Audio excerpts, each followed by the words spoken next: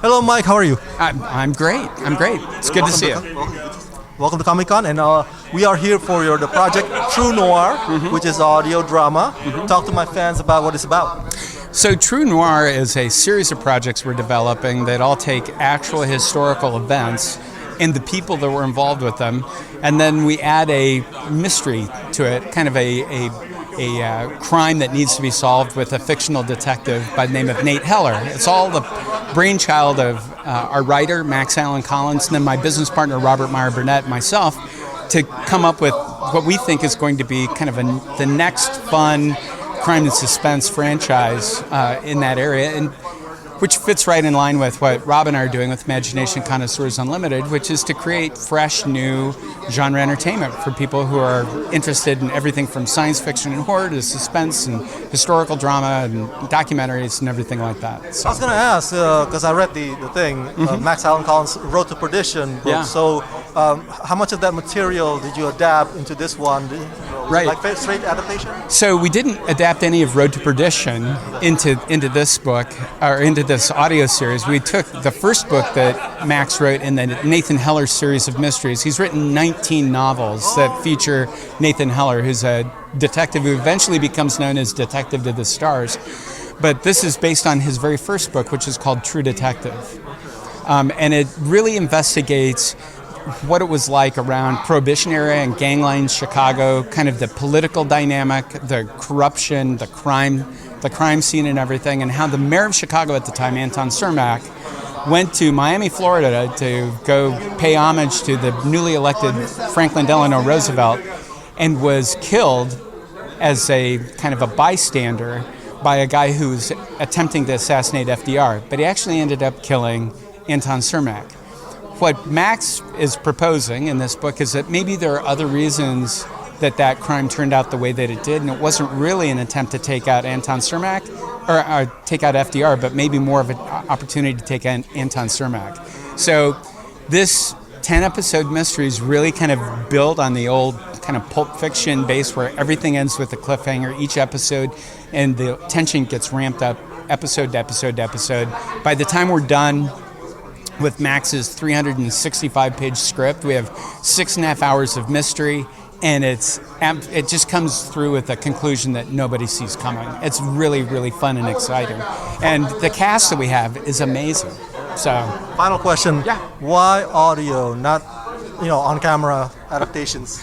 Well, so there's a couple things. First off, and this is part of what I do, is I actually sit down and take a look at the audience we're trying to appeal to, try to determine what a realistic size is that we might be able to draw into the project as far as people that would be interested in watching it and backing it, come up with a rough budget of what that would do, and then we want to be able to produce something that's within that budget so that the project breaks even or makes money, and so we can do more.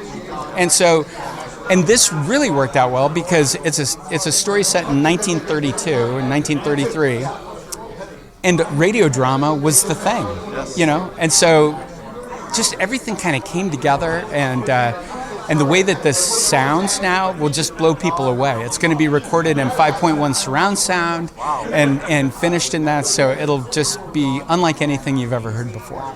Looking forward to it. Thank you so much, Mike. Thank you very much. You bet. Hello, Don. Welcome to Comic-Con. Thank you. Just to be fair, you're not Don Lockwood. That's correct. That was one of the funniest moments ever. Okay. To be fair, Singing in the Rain is a good movie. Yeah. Don McManus, congratulations on True Noir. This is an audio drama. Yes.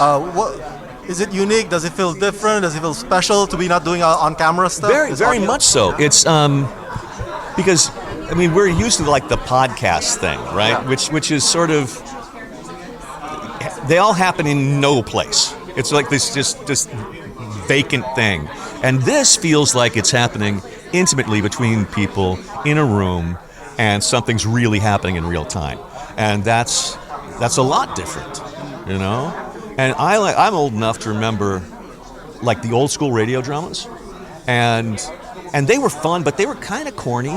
This is not. This is for real. This is deadly serious, and I think it's gripping. So Anthony told me he's voicing Al Capone, yes, and what about you? I voiced George Raft. Okay, tell me about George in this story. George Raft was a very famous noir actor. during the 30s, and he was sort of in the same league or category as Bogart, although not as good an actor, and I was sort of notoriously not a good actor. Apparently he couldn't read, and so someone would just like say the lines to him, and he'd say them back, and that's how. So there's not a lot of room for nuance there, right? And the trick was to capture that sort of monotone of his, because he didn't have a distinctive voice, and convey some threat underneath it. And to do that as minimally as possible is a challenge, and it's fun. Now, this is a 1930s Chicago setting, noir, so I'm assuming it's a lot mellower than something like tough cracking stuff like The Sopranos, right? Yeah, it's not. It's not a bloodbath. Yeah. Tone-wise. Yeah, exactly. It's and it tracks this fictional detective through like 30 years of his career. The whole story, and this is early on. Awesome. I can't wait. Thank All you, right. sir. Congratulations. Nice to meet you, man. Chris Carr, right? Yes. Yes. Welcome to Comic-Con. Thank you so much. Oh my gosh, I love it here. First time here? No, I'm a diehard. This is my first time coming where I get to be on a panel. I've had some like video games that I've been in, but I've never gotten to do this part, so this is really exciting. Awesome. Now, talk to us about your character in this audio drama, True Noir. So I play one of the few fictional characters in this, which is really fun. Max Allan Collins is known for doing this really well-researched historical drama kind of stuff, and so I play an actress. She does a radio soap opera. Her name is Marianne Beam, and she hires Nathan Heller to help her find her brother who's been missing. Okay, so where do you come in the grand scheme of things with Al Capone and all those guys? So mostly I kind of serve as this moral thread for Nathan.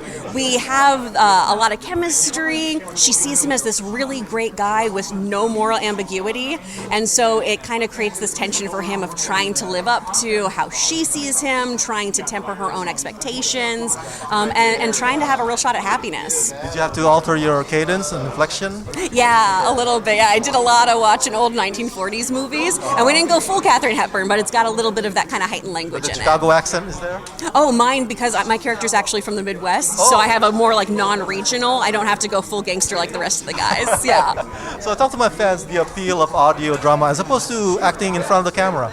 Oh, so there is the same kind of sense of intimacy that you have on camera, right? The only thing is, I always joke about how it's just acting without your meat suit. And so you have to have a little extra chutzpah in there just to kind of convey how you're feeling, right? Your microphone's your scene partner. So you have to really connect and really convey that. The amazing thing about this is we create that kind of environment that you see on TV and film, but here we have to complete it entirely with audio. So if you are like a Dungeons and Dragons person, right? When you have a really good DM and you feel super immersed in it, that's what really great VO is. And that's when you produce it really well like that. You're along for the ride, you feel like you're part of the story, and that's what they do here. Final question, is it going to have a season 2? Is it continue? Do you know anything about that? I mean, that's kind of up to everyone. We hope that you all tune in and listen to it and do our Kickstarter. But Max has so many stories. There are so many Nathan Heller books, and the goal is for us to do all of them. All right, Chris, thank you so much. Thank you. Oh my gosh, thank you so much. Anthony, I'm a huge fan of yours. I'm geeking out right now. Welcome to Comic-Con. Thank you. I think it's the second fan time. of your career. It's the second time I've been, I think. Oh, really? Okay, Yeah. awesome. So now you're bringing this Audible for us, True Noir. Talk to my fans what it's about. It's exactly what it is. It's like an audio film noir. And it's based on a series of books.